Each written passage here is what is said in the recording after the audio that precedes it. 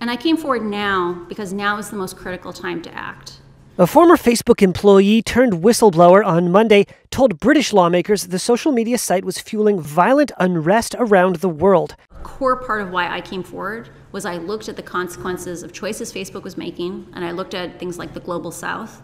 And I believe situations like Ethiopia are just part of the opening chapters of a novel that is going to be horrific to read. Frances Haugen was a product manager for Facebook and recently went public with her accusations that the company knowingly permitted harmful content on the platform, putting profits before safety.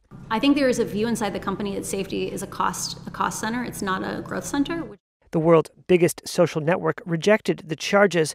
Haugen, who testified earlier this month in the U.S. Congress, turned over a trove of internal Facebook documents to the U.S. Securities and Exchange Commission, which were made available to Reuters and other news organizations. They showed Facebook knew it hadn't hired enough staff with the language skills and knowledge of local events needed to flag harmful content in a number of developing countries.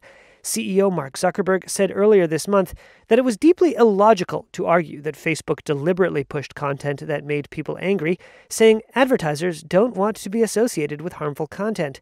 But on Monday, Haugen pushed back. An ad that gets more engagement is a cheaper ad.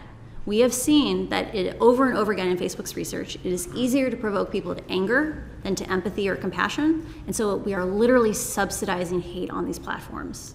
Some U.S. lawmakers have said it's time for big tech to face public health regulations akin to those imposed on tobacco companies.